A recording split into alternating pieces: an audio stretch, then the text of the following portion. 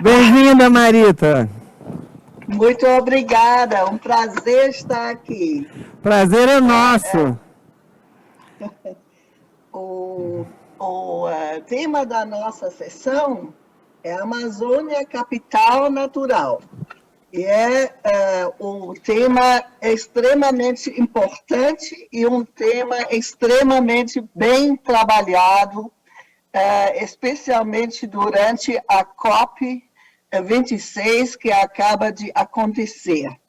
Então, acho que é importante ver nessa sessão e em outras sessões que já aconteceram, que vão acontecer, o que na bioeconomia da Amazônia precisa acontecer agora.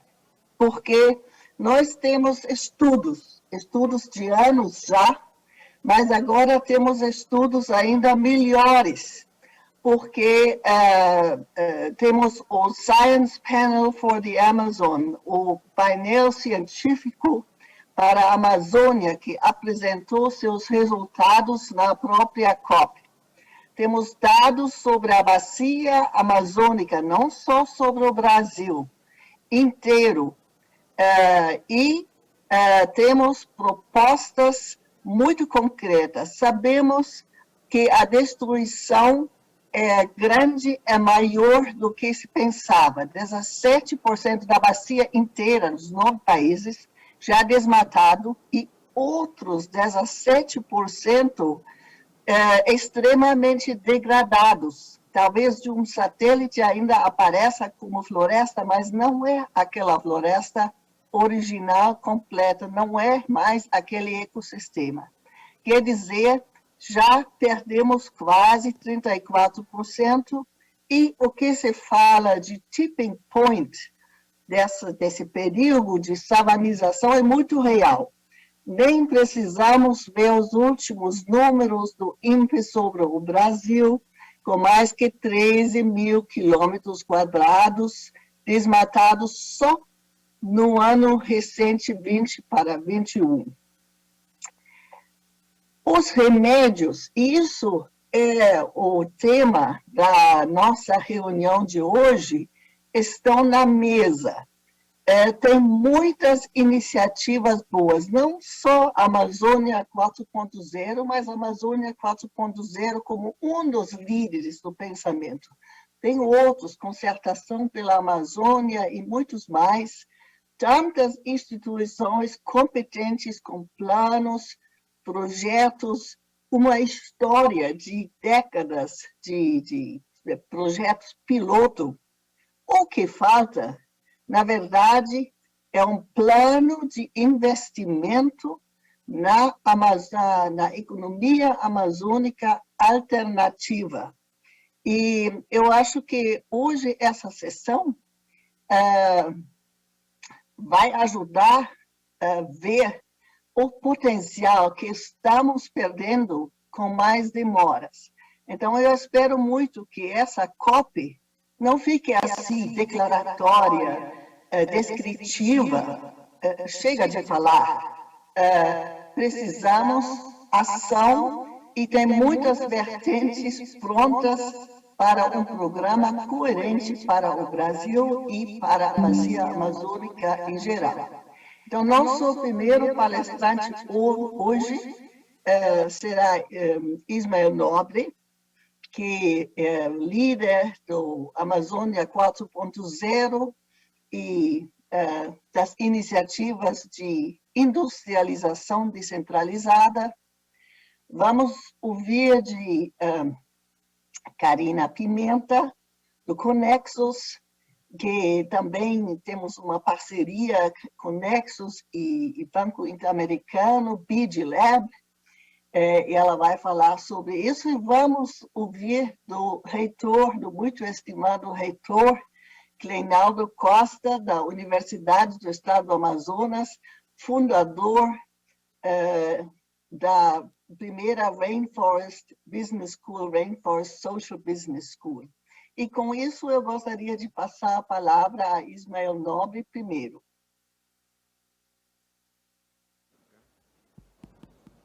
Hello. Olá, agora sim. Olá, boa tarde a todos. Queria inicialmente agradecer à organização do Green Hill pela oportunidade de apresentar o Amazônia 4.0. Bom, então vamos lá. Eu sou Ismael Nobre, diretor científico, e estou aqui com a Vivian Fernandes, que é nossa coordenadora de projetos, também apoiando essa apresentação. Para começar a nossa conversa, nosso debate, eu coloco 3 perguntas, que foram perguntas que nos orientaram no começo da nossa jornada até o Amazônia 4.0. Seria: qual o futuro da floresta amazônica? O que nos dizem as tendências e quais as implicações disso, né? Então, para adiantar, eu vou passar o vídeo que dá algumas dessas respostas e faz a provocação para a nossa... A floresta amazônica, continuidade. Lar de mais de 25 milhões de pessoas, do maior rio da Terra, da maior diversidade de vida do planeta, de diversas culturas, tradições, repletas de conhecimento. Alguns dos mais importantes holofotes do mundo estão voltados para ela. Um grupo de cientistas descobriu que a Amazônia caminha em direção a um ponto de não retorno na estrada de sua savanização.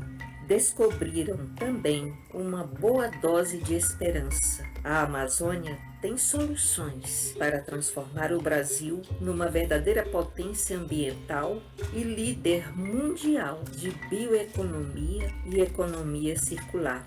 Nós, do Amazônia 4.0, estamos trabalhando nesse cenário que é, sim, preocupante, mas ao mesmo tempo de um potencial infinito. Nossa incansável jornada é para levar desenvolvimento socioeconômico aos estados amazônicos e recolocar o Brasil no centro dos diálogos sobre desenvolvimento econômico e social sustentável.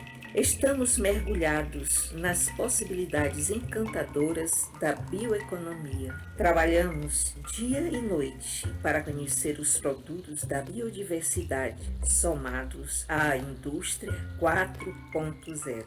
Nosso conceito e nossa metodologia estão desenvolvendo conhecimento, formação, produtos de alto valor agregado, desenvolvimento econômico e social sustentável. A casa de tudo isso já está sendo criada. O Laboratório Criativo da Amazônia será o lugar onde produziremos pesquisas a partir de conhecimentos tradicionais, científicos e tecnológicos. Pessoas das comunidades locais serão capacitadas e treinadas para impulsionar o surgimento de uma bioindústria poderosa e transformaremos commodities em produtos de alto valor agregado, prontos para o consumo. A jornada é longa e o desafio maior.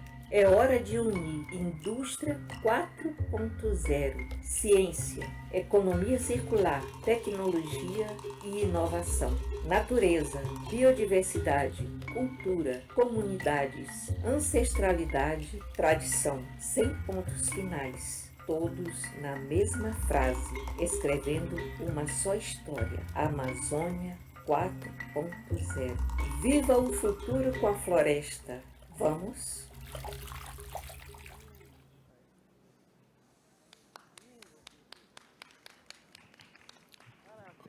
Obrigado. Bom, então, o vídeo é uma síntese, né? Nós vamos agora em alguns pontos principais desse raciocínio que está por trás do Amazônia 4.0, que é, em uma frase, né? Planejar e demonstrar na prática um modelo inovador de desenvolvimento econômico no contexto da sociobiodiversidade amazônica, com biofábricas distribuídas no território, com alta agregação de valor local, com inovação tecnológica da quarta revolução industrial em equipamentos e processos, com conservação ambiental e com valorização da cultura local e do conhecimento ancestral.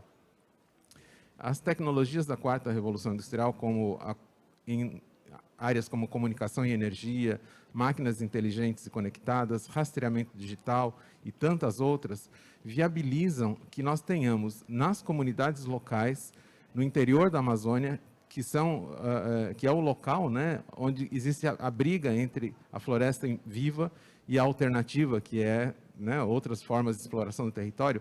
Então, nesse local muito específico, né, nessa frente de resistência ou de perda, né, da floresta, é um lugar muito inadequado, muito impróprio para você pensar em fazer agregação de valor, que é sofisticado, que tem complexidades, né, que geralmente requer infraestrutura, e aí que faz o diferencial quando você coloca o fator tecnologia. Tá? As tecnologias como essas citadas, elas permitem o que antes, há poucos anos atrás, era considerado e era de fato impossível. Tá? Então, a partir desse raciocínio, né, do Amazônia 4.0 como um viabilizador de agregação de valor com tecnologias, nós elaboramos o conceito dos laboratórios criativos da Amazônia. São laboratórios móveis, é uma biofábrica demonstrativa da agregação de valor completa, entra a matéria-prima e sai produto rastreável e embalado para o consumidor final, com alto valor de mercado. Os processos chaves para qualidade e originalidade são reengenheirados para contar com recursos da indústria 4.0 ou Smart Manufacturing. O paralelo que eu faço com o Smart Manufacturing são os smartphones, que todos nós temos um aí, posso apostar no bolso, que faz uma revolução na nossa vida, né? Tentem imaginar antes dos smartphones, né? A gente ia no orelhão para fazer uma chamada, né, na rua, e eu brinco que os celulares, mesmo os iniciais, a coisa melhor que eles faziam era aquele joguinho da cobrinha, né? Quem tem um pouquinho mais de tempo, dos Nokia 3750, né? Então, o que mudou, né, em pouco tempo, em termos de versatilidade, de oportunidades, né, que um celular, um smartphone, que é um computador dentro do bolso da gente, fez na vida de todos, né? E é esse tipo de inovação, esse tipo de disrupção que nós propomos para fazer transformação de valor nos ambientes próximos à floresta, nas comunidades que se relacionam com a floresta. Aí, na prática, então, o laboratório criativo é uma prova de conceito desses fundamentos do Amazônia 4.0. E elas são demonstradas pelas comunidades locais. Tá? Então, esse laboratório ele vai para as comunidades e elas é que operam toda essa tecnologia. E tecnologia, só queria colocar, ela é, quando bem feita, quando bem colocada, ela é um facilitador, não é um complicador. Você fala, é muito tecnológico, muito difícil. Ao contrário, quanto mais tecnológico, mais usável, mais amigável ele fica. E todo o nosso desenvolvimento ele é feito junto com os representantes das comunidades locais, ele é co-criado. Desde as primeiras idas para a região, onde a gente começa a estudar a cadeia de valor, até os desenvolvimentos em laboratório, nós fazemos em parceria com as comunidades locais. E é uma forma de somar o conhecimento científico com o saber ancestral. Bom, a gente tinha que começar por alguma cadeia, porque é muito variada, né? Tem todas essas típicas, né? Que já tem bastante atividade econômica, né? Açaí, andiroba, castanha, cumaru, copaíba e outras. Mas só uma publicação, que é a nossa referência, tem mais de 400 espécies, 450 espécies de plantas com usos muito conhecidos e amplamente estudados cientificamente. Não há um vácuo de conhecimento sobre as espécies que podem virar produtos de valor agregado, produtos de valor econômico. E isso só falando de espécies vegetais. A gente tem ainda os fungos, que daí já é uma outra grande quantidade que pode ser aproveitada. E aí, para escolher uma, nós olhamos assim um pouco dos números, né? Então, o cacau, por exemplo, ele está associado a um mercado global de 54 bilhões de dólares. Já vendido por quilo como commodity na Amazônia, ele custa R$15 o quilo. Um chocolate fino que deriva diretamente desse quilo de cacau passa a valer R$300 o quilo, 2.000% de agregação de valor com um produto. Então, aí a gente falou, peraí, isso é uma oportunidade de realmente mudar o valor, o significado econômico da floresta, né? Fazer a floresta participar em primeiro nível em processos econômicos, em valores que realmente impõem respeito. E aí, para desenvolver um laboratório criativo, nós dividimos a tarefa em 3 fases. A fase 1, a gente chama de design, a gente faz um mapeamento da cadeia, né? Qual é a cara dessa cadeia? Que valores são esses que são praticados, né? Onde na economia esses elos lá próximos da floresta participam, né? Quando? Quanto? E aí fizemos depois um remapeamento. Daí a gente coloca essas novas oportunidades das tecnologias, de fazer industrialização ali, local, e baseado, né, nesses fundamentos, então a gente tem um documento. A fase 2, a gente faz a construção ou desenvolvimento desse design. Transformações tecnológicas e modelos de infraestrutura, equipamento, processo, tudo que dá vida a essas ideias. E na fase 3 a gente implementa, né? A gente faz exercícios de capacitação em comunidades representativas na Amazônia. Bom, em 2019 nós finalizamos esse estudo, que é a fase 1, o mapeamento e o remapeamento.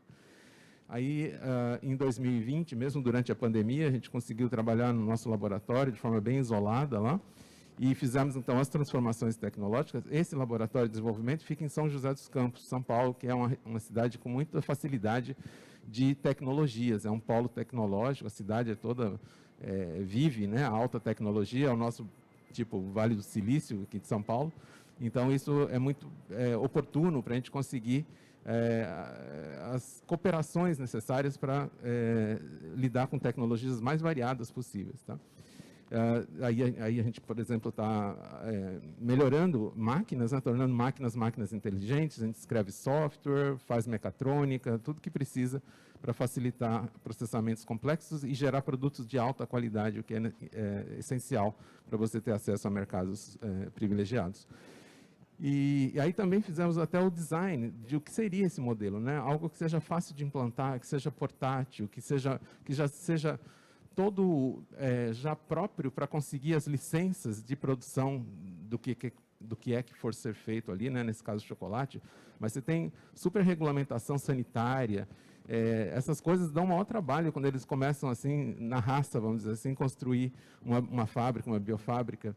E o laboratório ele já vai com todo esse kit de funcionalidade pronto, né? Ele desburocratiza a forma de você já ter rapidamente produção. E aí a planta, né, como foi designada, com todos os ambientes, nesse caso é um laboratório de capacitação, então ele tem uma área de sala de aula, uma biofábrica e uma área de banheiros e casa das baterias. A gente tem uma usina solar fotovoltaica que acompanha ele. Ele pode estar em qualquer lugar da Amazônia, independente de qualquer carência de infraestrutura ou distância de algum local de apoio. Aí seria a cara dele, isso é um design de computador. E essa é a atividade recente que nós fizemos, onde nós trouxemos as lideranças comunitárias com quem nós estamos trabalhando para ajudarem na cocriação, para testarem as coisas que a gente desenvolveu, para sugerirem, para a gente poder ver também como eles se sentiam com aquele kit que já tinha sido desenvolvido até então, né? E também levamos eles para conhecer várias situações da produção de chocolate, né? Desde uma das maiores fábricas, até uma pequena fábrica que é lucrativa e que tem uma dimensão parecida com o que eles podem ter em suas próprias comunidades. Bom, e aí em 2022, né, no começo do ano que vem, nós vamos fazer a fase de implementação, onde a gente vai fazer exercício de capacitação em 4 comunidades representativas da Amazônia. Aí a gente vai passar de produção de cacau, como é hoje, para a produção do produto de maior valor agregado. E a gente chama de laboratório criativo também, pessoal, só um detalhe, porque essa criatividade não é a nossa criatividade em inventar todas essas coisas que eu falei, é a criatividade que vem deles. O laboratório é uma plataforma para que a própria comunidade prototipe produtos, né? Que eles coloquem seu conhecimento, sua genialidade, né? seu conhecimento ancestral que pode haver. Enfim, o produto que sair dessas comunidades vai ter uma origem local e cultural. E uma receita única, por exemplo, que pode ser desenvolvida por eles mesmos. Então, essa é a tônica desse laboratório. E essa parte de campo, ela está sendo feita agora, né? Já está começando as fases iniciais, mas a gente vai para o campo mesmo no ano que vem, em parceria com a Amazon Business School, que a Marita e a Bia aqui são as líderes, e em parceria com a Conexus, que tem aqui ao meu lado a Karina, com o financiamento do BID Lab. Ela vai falar o que a Conexus faz nesse contexto aí, um trabalho fundamental de geração de negócio, dei um previewzinho. E aí seria como que vai ser, esse ainda é de computador, tá? Mas já está construída uma delas, as outras estão a caminho, lá na Amazônia, né? Essa é a sala de aula. E aí, então, à noite, né, iluminada. E, para fechar, o que esse projeto, né, ligado ao Amazônia 4.0 busca? Criar oportunidade para uma ocupação valorizada de jovens, mulheres, nas próprias comunidades de origem, além dos adultos e todos, né? Mas, assim, geralmente esses dois grupos têm menos oportunidades no contexto da economia local, de pouco valor, pouca absorção de pessoas, né? Geração de renda local, com alavancagem da economia local e regional, e outros elos. Normalmente, o que acontece numa economia com produtos que vêm de floresta é que locais distantes da floresta é que se beneficiam mais do valor econômico, né? O que o Amazônia 4.0 procura fazer é levar essa perspectiva de benefício para o elo mais desfavorecido, vamos chamar assim, né? Aquele que está mais longe de tudo que caracteriza um local de agregação de valor, mas sem deixar que outros elos também se beneficiem. Então, as empresas de médias cidades, das grandes cidades, até do Brasil como um todo, também se beneficiam, porque você tem necessidades de logística, né? Alguém tem que produzir as máquinas, né? A infraestrutura que vai efetivamente, né, modernizada, mas que vai ser necessária para essa produção local. Então, tudo isso gera só uma economia mais bem distribuída, né? Não é que a gente está levando para as comunidades e tirando outros atores de participar. E também facilita acesso de comunidades mais distantes a coisas como energia firme, comunicação, saneamento, capacitação, ou seja, não é só renda, é qualidade de vida que um laboratório gera como consequência, né? Laboratório e o que se segue dele, que é uma potencial biofábrica, dependendo aí de arranjos, que é todo um processo, né, que a gente está estudando ainda. E reforça a identidade cultural local, a relação com a floresta, pertencimento. Quando as comunidades locais, que hoje vendem um produto que é depois juntado e vira qualquer coisa que não tem mais referência com aquela origem, faz com que, por exemplo, os jovens percam a identidade com a floresta, com as coisas de extrativismo e procurem as coisas mais da moda, né, dos tempos modernos. Quando você tem um produto que pode ter a ver com ele, né, com aquela região onde ele nasceu, onde ele tem os seus padrões culturais formados, né, seus valores, né, cada produto desses leva, né, esse registro de nascimento ali da floresta e das pessoas que estão envolvidas. E, por fim, a origem desses produtos é certificada através de tecnologias facilitadoras, com sistemas de rastreabilidade baseados em blockchain, que nós estamos desenvolvendo também desde da origem, desde o zero, assim, o sistema. E ela, então, dá essa chancela, né, de que por trás daquele produto tem uma floresta viva, a qualquer tempo verificável. Então, nós fizemos todo esse trabalho com o apoio desses parceiros, financiadores e doadores, e também parceiros técnicos, que são empresas e organizações que estão alinhadas com esses ideais e contribuem muito para o projeto, mesmo não necessariamente envolvendo um recurso. Então é isso, muito obrigado.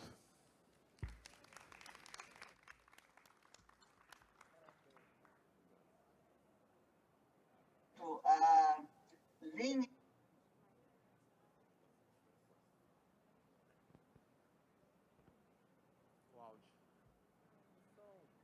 transformação, esse tipo de projeto, de programa pode trazer entre agora e 2030 o ano alvo assim dos Sustainable Development Goals das Nações Unidas, o alvo de desmatamento zero. Isso poderia ser transformador positivamente para muitas comunidades. Porém, com tudo que for preparado, muito vai depender da escala e da rapidez. E é meu prazer de introduzir agora a Karina Pimenta, que tem responsabilidade por lado de Conexos e o projeto específico que acompanha a Amazônia 4.0, BidLab, e isso espera-se será uma das vertentes para acelerar a implantação dessa sistemática. Karina, por favor.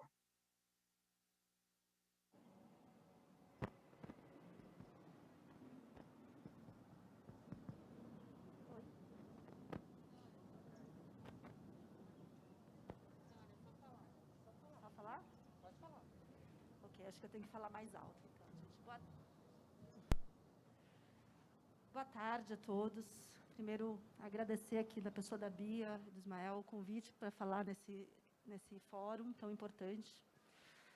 Obrigada a todos que estão aqui. Eu vou abordar um pouco, uma parte, talvez, do que o Ismael estava tocando aqui, que é o papel, né, das pessoas que estão na floresta dentro dessa bioeconomia, né? A gente chama da sociobioeconomia, exatamente porque tem tantos significados onde a gente está falando da bioeconomia da floresta, tem a questão da tecnologia, tem a questão das cadeias, tem o papel das empresas, né? E o nosso lugar nesse ecossistema amplo, que tem que ter muitos tipos de atores, está em olhar para onde as comunidades se inserem nesse processo, onde elas agregam valor, em como o Ismael está descrevendo uma das formas, e como elas participam dessa tentativa de você gerar uma economia que seja resiliente, que seja climática e que, de fato, signifique uma mudança na vida das pessoas e na conservação da Amazônia, né? E na questão da sociobioeconomia, a gente tem um foco específico. A Conexos é uma ONG que foi criada há 3 anos e meio atrás, então a gente é bastante criança, né, nessa construção, mas formada por um grupo de pessoas que está há muitos anos nessa jornada das ações de combate ao desmatamento, de atividades de produção sustentável na região, e que se deparava com vários questionamentos sobre como que você organiza a ponta dessas cadeias que estão na floresta, como essa ponta das cadeias que estão na agricultura familiar, tanto no extrativismo, tudo mais, de uma forma que você possa gerar, né, valor para eles, gerar coesão social e gerar um papel, né, econômico também, e com isso conservar e proteger os territórios onde eles estão. Em 2018, a gente fez um mapa das organizações que a gente conseguiu enxergar, porque essa é uma das questões. Onde estão essas populações? A gente vê aqui muitas das cooperativas, associações representando os produtos que conseguiram se desenvolver e se firmar, mas é muito difícil ainda a gente ter visibilidade do conjunto de diversidade, né, cultural, diversidade de produção, de significado que a gente encontra nessas organizações. Nesse mapa, que representa um pedacinho, são 400 organizações, a gente aprendeu muito sobre onde elas estavam nos estágios de processamento, de beneficiamento, o que elas estavam fazendo, como estavam fazendo, quantas pessoas estavam envolvidas nessas organizações, e isso nos ajudou muito a pensar qual seria o papel em ajudá-los a se organizar, ajudar a construir um ecossistema, aí para usar uma linguagem roubada, né, da biologia, um ecossistema de atores com vários perfis que participam dessa construção, né? Então, a gente se centrou nos primeiros anos em pontos importantes que a gente entende que são gargalos que precisam ser construídas soluções. A gente está longe de saber quais são, mas a gente tem se perguntado e tentado muitas coisas, em 4 áreas que são específicas, na verdade em 3, e eu vou fazer aqui a conexão com a palestra. Primeiro é que as associações, as cooperativas, elas nascem historicamente de uma organização social, de um significado do território, um significado das comunidades. E nem sempre o preparo econômico está lá dado, né?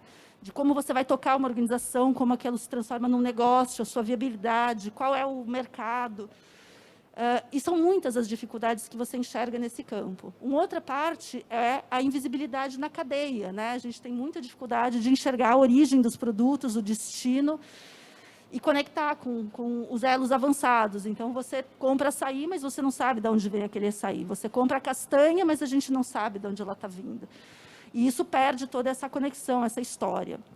E o outro gargalo é que a gente, na Amazônia, tem usado muito pouco os recursos financeiros, principalmente de financiamento, para ajudar a mover esse ecossistema.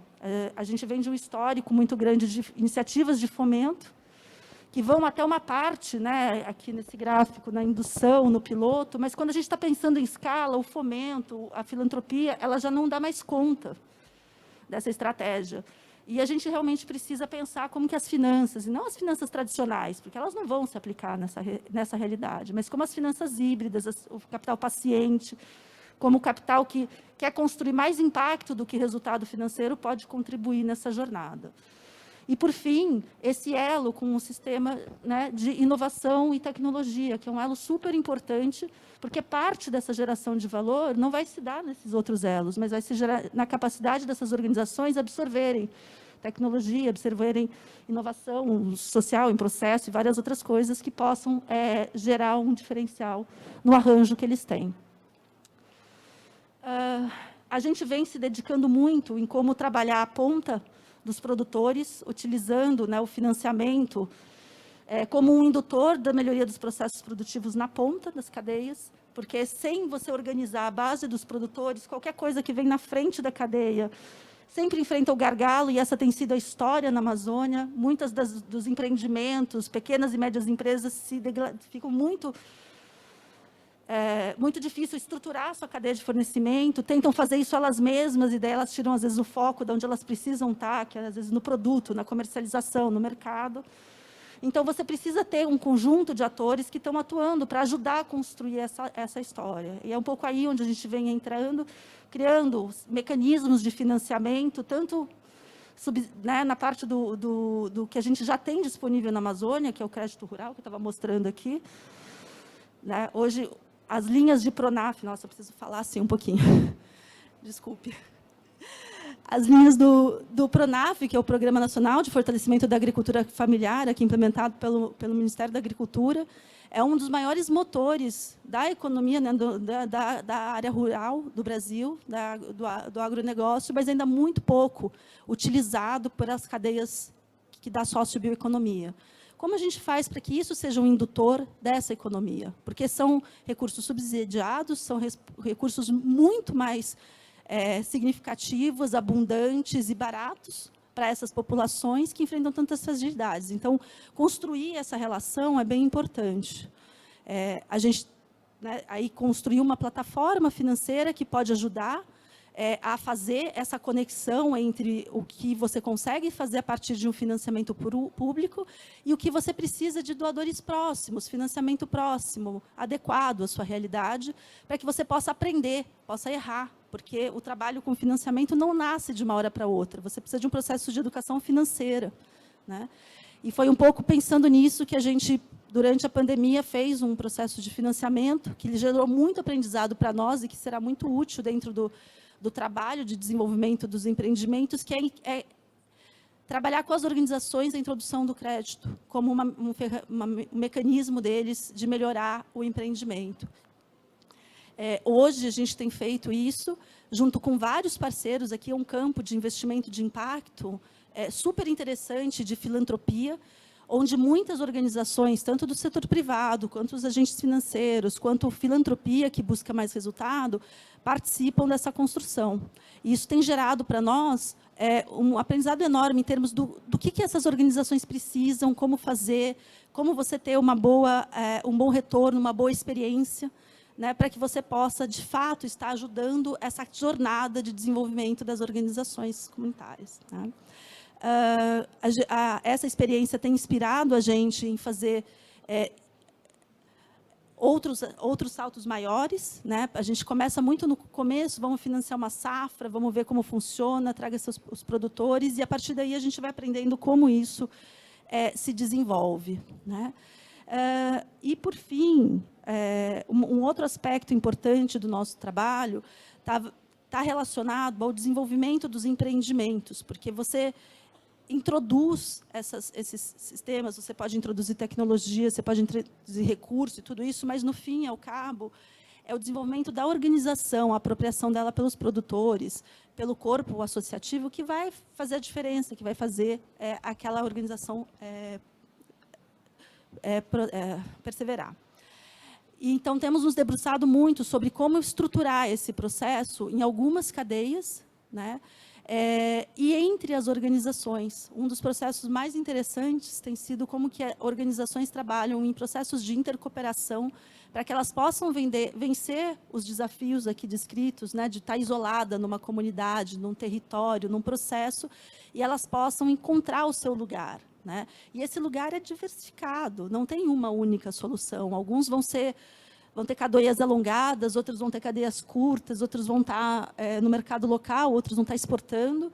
Mas a gente conhecer essa diversidade de caminhos é fundamental para que cada um possa escolher que caminho quer trilhar.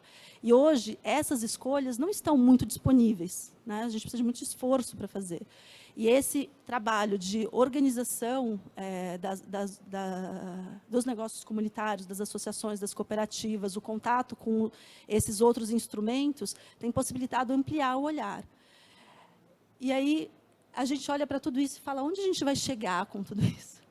Né? Porque as organizações vão avançando, mas aonde a gente caminha de uma forma que essas metas que Marita começou falando, da COP 2030, que papel eles ocupam na solução na nossa agenda, né?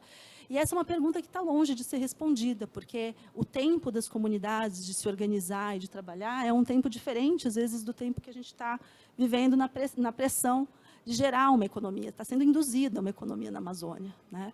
E a gente tem que tomar muito cuidado de qual é o fiel da balança, né? Para que você dê o tempo deles aprenderem, construírem essa jornada, mas que eles não percam o bonde do que está acontecendo, que eles não sejam deixados para trás dentro dessa agenda de economia que está se desenvolvendo. E é nesse sentido, um pouco... Calma aí. Não. Que a gente vem trabalhando esse conjunto de atores no ecossistema, de parcerias no ecossistema, porque é muito mais em rede, em soluções diversificadas, com empresas, com academia, com universidade, com os agentes financeiros, que você vai encontrar as formas de se mover o trabalho da socioeconomia. E é um pouco aí que entra o elo nosso, aqui que Ismael já explicou, dentro do programa do Laboratório de Cacau Cupuaçu, trazendo um pouco desse conhecimento que a gente está acumulando, né, em torno do desenvolvimento dos empreendimentos, do seu potencial de escala, do seu potencial de atuação e de impacto, como isso pode ajudar no processo de que essas tecnologias que vão ser testadas e vão ser elaboradas e estão sendo construídas em torno das comunidades possam, de fato, representar um valor para esses empreendimentos, eles sejam capazes de incorporar, e é um pouco por aí que nós vamos contribuir nesse processo, né, nos processos de formação dos empreendimentos a partir das tecnologias. Acho que, como mensagem final, a gente está longe de ter um ecossistema para ativar essa economia da floresta. Eu acho que tem muita tentativa e a gente tem que, por um tempo, insistir, inovar, errar e aprender com os erros. Porque a gente já fez muito em escala piloto e acho que a gente agora tem que testar em outras escalas para que a gente possa entender o que serve de ferramental para essa bioeconomia. Mas a gente tem que avançar, tem que falar com os diversos, a gente tem que se aproximar de empresas, tem que se aproximar dos agentes financeiros, tem que se aproximar da academia, e eu acho que é esse elo de ecossistema que vai permitir soluções serem inovadoras e atingirem um resultado mais significativo na economia da floresta. Acho que de fala inicial é isso, Bia. Bem, muito obrigada, Karina. Então, realmente, nessas primeiras duas apresentações, entre outros, tivemos a ênfase sobre tecnologia, por um lado, mas o social, a organização social, pelo outro.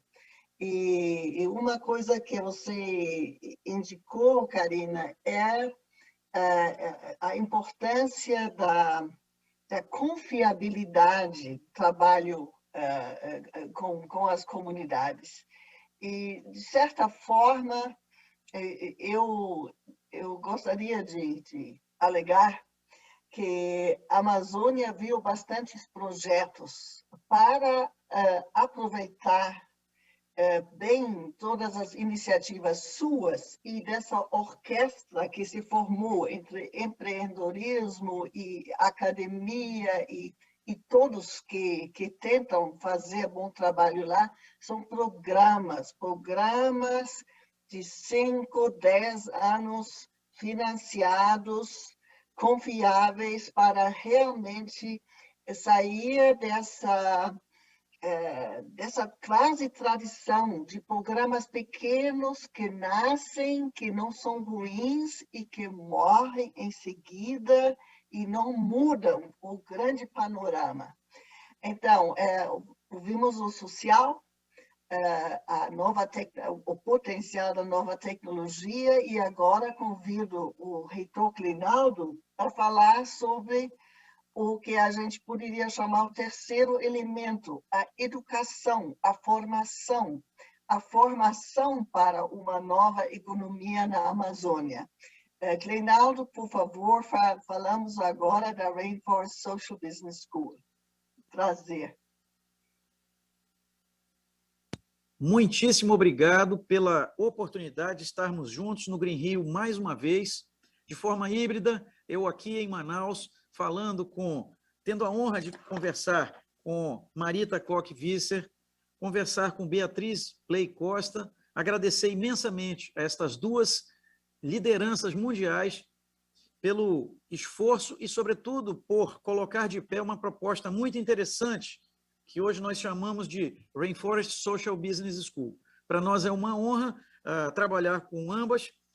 Nesta tarde, estar com Ismael Nobre, com Vivian Fernandes, e também vai aqui um agradecimento ao Instituto de Estudos Avançados da USP, um agradecimento às minhas colegas e meus colegas da Universidade do Estado do Amazonas, que se encontram no Green Rio, representando a UEA, professora doutora Andréa Lanza, professor doutor Sálvio Risato, nossa querida técnica Terena Vidal, doutor Carlos Henrique Costa de Souza, da FUEA, são as pessoas que estão aí hoje, pela Universidade do Estado do Amazonas, nos representando nesse momento tão bonito que é o Green Rio.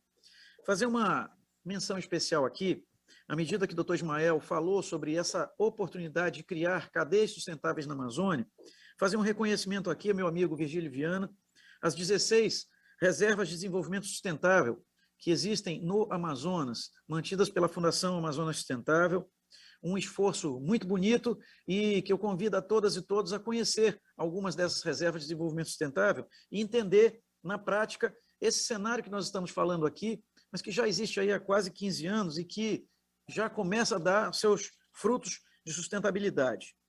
Mas eu queria começar essa fala sobre a Rainforest Social Business School, dizendo de um momento muito importante aqui para o Amazonas.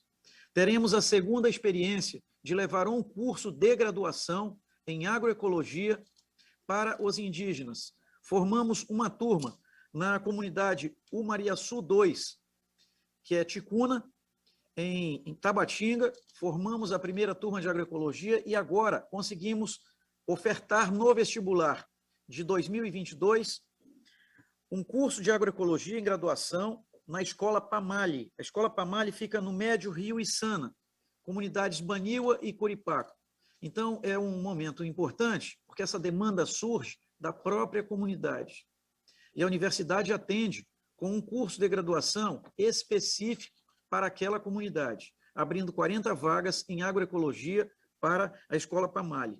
Então, assim, um momento bonito, um momento importante e um momento de falar sobre sustentabilidade na Amazônia a partir dos seus atores, a partir da Amazônia Profunda, a partir do conhecimento dos povos da Amazônia. Então, acho que esse é um aprendizado, é um momento de humildade em que a Universidade do Estado do Amazonas realmente coloca-se ao lado de quem é de fato dessa região, que conhece essa região desde sempre e, naturalmente, a quem nós apoiaremos nesse cenário novo de desenvolvimento e sustentabilidade.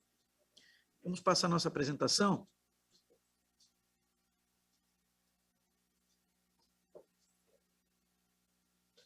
A Escola de Negócios da Amazônia, a Rainforest Social Business School, nasce de um sonho muito antigo de Marita Koch-Visser e de Beatriz Bley Costa, no sentido de fazer viabilizar isso acontecer de verdade na Amazônia. Começamos a conversar em 2017, avançamos em 2018, em 2019 tomamos uma decisão: criar uma escola de negócios na Amazônia a partir da Universidade do Estado do Amazonas, em parceria com o Instituto de Estudos Avançados da USP e outros parceiros que nós iremos a seguir elencar, mas uma coisa muito importante: sair do zero e iniciar em 2020. Não nos foi possível começar em 2020 por conta de pandemia, mas em 2021 começa a primeira atividade consistente da Rainforest. Um curso de pós-graduação voltado, sobretudo, para egressas e egressos da Universidade do Estado do Amazonas. Ofertamos mais de 800 vagas para todo o interior do Estado do Amazonas, para ex-alunas e ex-alunos de nossa universidade e outras pessoas que tenham interesse em entender negócios na Amazônia, conhecer cases de sucesso e conhecer também cases de insucesso, por que coisas não dão certo, e entender essa dinâmica de criar negócios sustentáveis que agreguem valor a produtos da Amazônia. Então, essa é a proposta, é para isso que nós começamos, e aqui nós estamos falando de bioeconomia na Amazônia e do seu próprio capital natural. Essa escola surge de uma interação entre nossas instituições de ensino, sobretudo o EA, do setor produtivo, do governo do Estado e da sociedade civil organizada, num processo de potencialização de oportunidades e políticas públicas que venham a fortalecer a bioeconomia na Amazônia.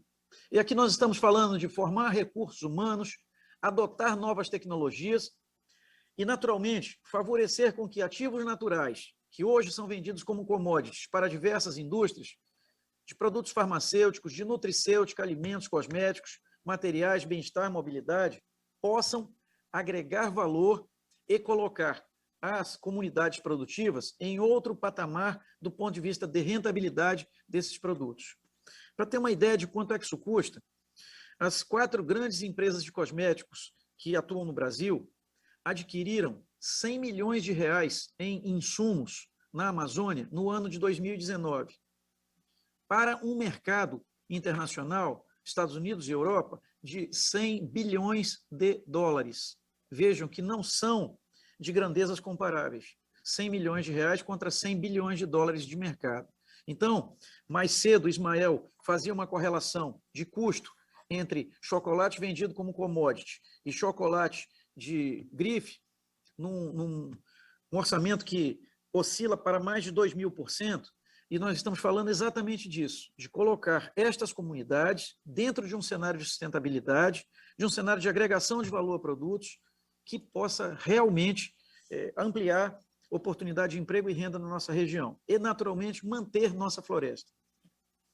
Então, a partir desse momento de compreensão dessa ideia, começou a interação entre a Universidade do Estado do Amazonas e o IEA-USP, no sentido de fomentar a formalização de uma instituição, de uma estrutura que venha a ser a Rainforest Social Business School, que possa potencializar o surgimento de negócios na área de sustentabilidade e natureza aqui na Amazônia. Então, esse é o momento aqui do lançamento e o momento do primeiro encontro de bioeconomia e sociobiodiversidade na Amazônia, articulando essas iniciativas para o futuro. A próxima.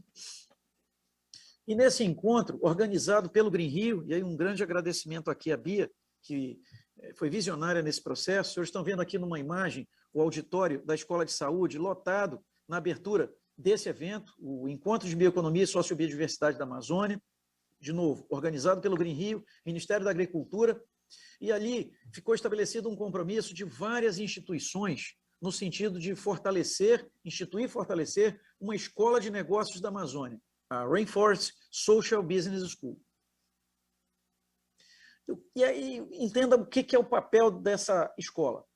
É um esforço coletivo, sinérgico, voltado para a implementação de negócios que assegurem desenvolvimento econômico, inclusão e equidade social e, ao mesmo tempo, oportunidades de mercado no país e, sobretudo, fora dele, para produtos e serviços oriundos da floresta, respeitando naturalmente o ecossistema e a nossa comunidade local, valorizando nossa comunidade local. Surge como uma proposta de escola inovadora, seja no processo de formação de recursos humanos, com metodologias participativas, aprendizado baseado em problemas, seja também como sobretudo, desafios inerentes a quem tem lugar de fala na Amazônia, as pessoas que aqui vivem, que aqui criam seus filhos e que aqui gestarão negócios numa perspectiva de fortalecimento de saberes e significados da Amazônia. Então, o que é a proposta? Novos negócios, ampliação de negócios já existentes, assegurando sustentabilidade e assegurando manutenção de nossa floresta de forma perene. Buscar oportunidades concretas de implementação de negócios sustentáveis, capazes de aproveitar os diferenciais competitivos que só existem aqui no bioma amazônico. E, naturalmente, formar e incentivar a criação de negócios sustentáveis na Amazônia. Esse é o nosso core. E quais são os nossos valores aqui? Sinergia sustentável, harmonizar a expansão econômica com fortalecimento econômico e social da região e conservação ambiental, noção de cidadania ambiental, e, naturalmente, um conceito muito caro para a nossa região, o mercado verde.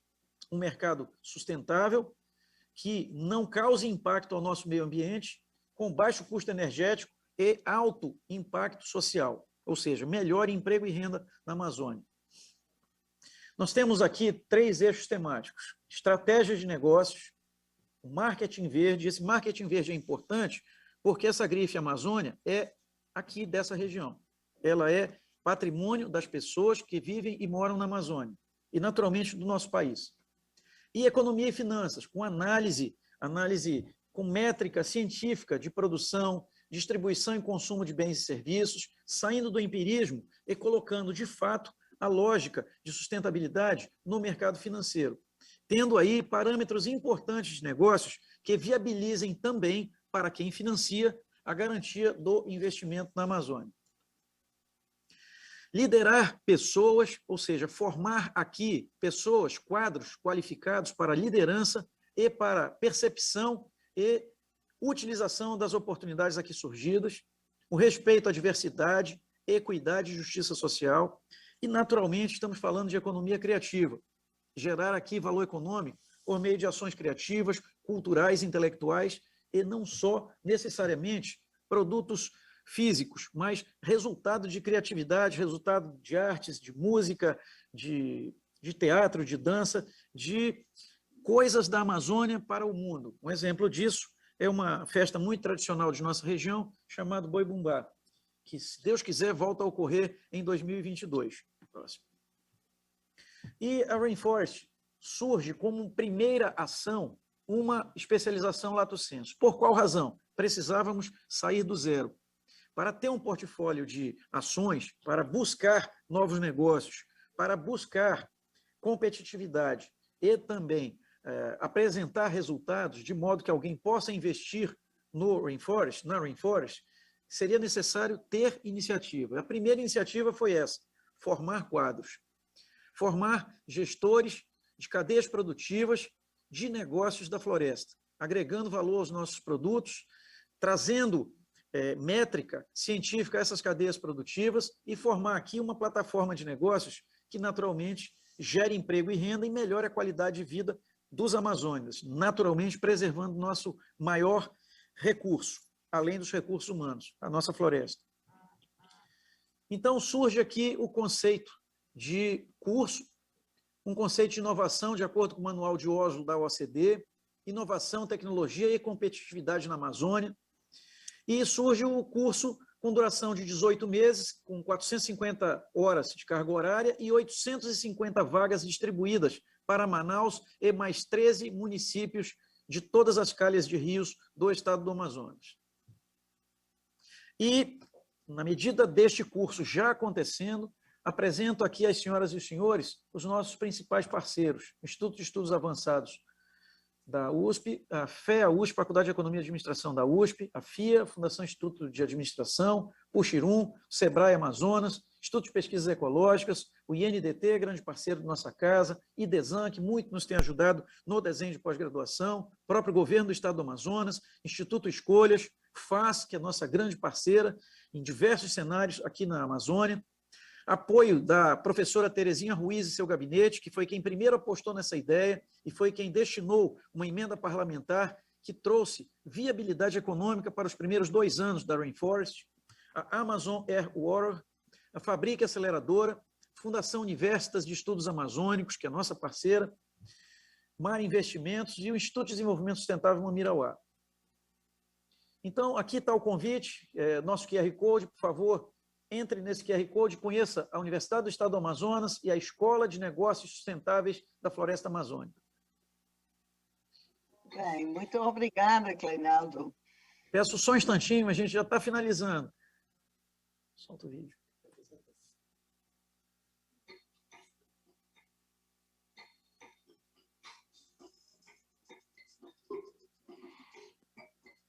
Ah, pois não.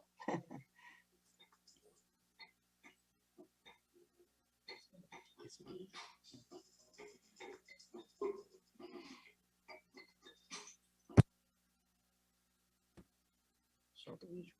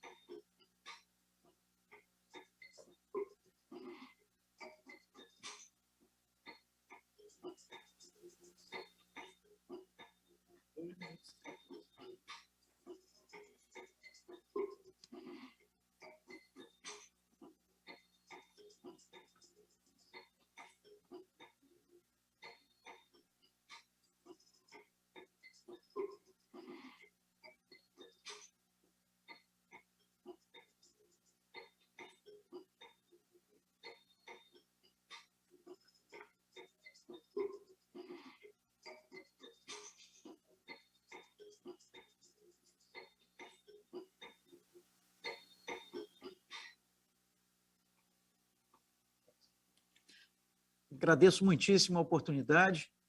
Interrompemos agora o compartilhamento da tela e passo a palavra de volta à nossa querida doutora Marita Koch-Visser. Que filme lindo e que apresentação muito informativa, porque vocês mostram como a Rainforest Social Business School está viva e as pessoas que ela atinge.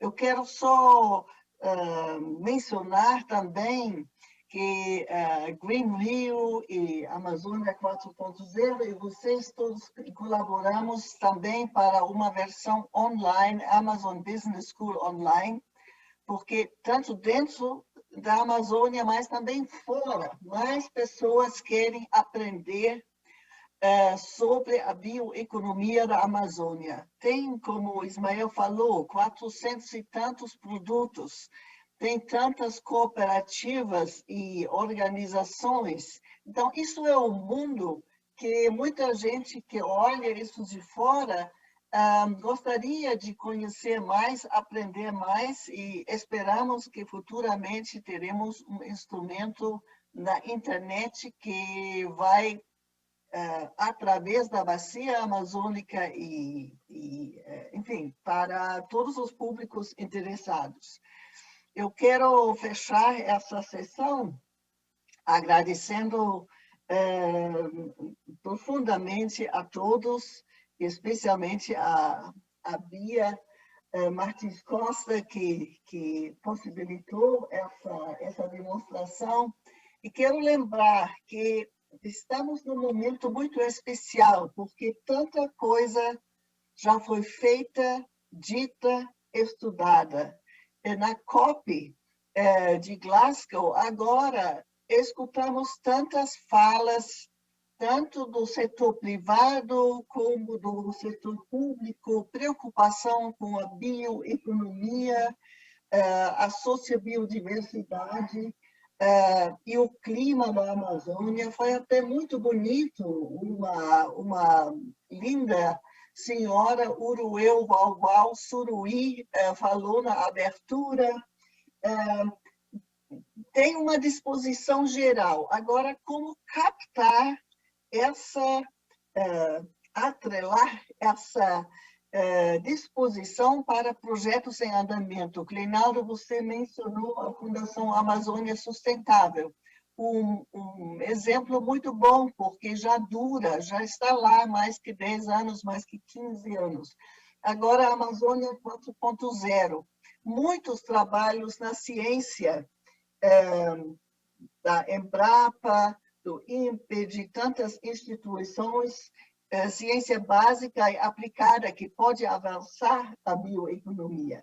Cooperativas, trabalho com cooperativas. Agora a Rainforest Social Business School e futuramente esperamos também, junto com isso, a Amazon Business School Online.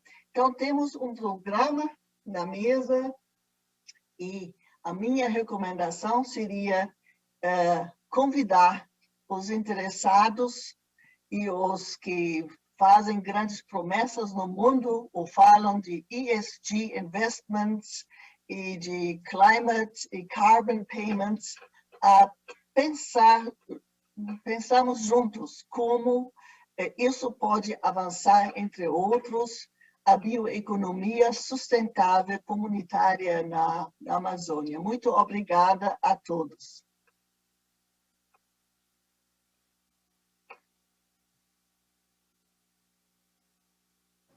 Muito obrigada, Marita, por essa moderação excelente e objetiva, como você sempre faz. Obrigada, Cleinaldo. Obrigada, Karina. Obrigado, Ismael.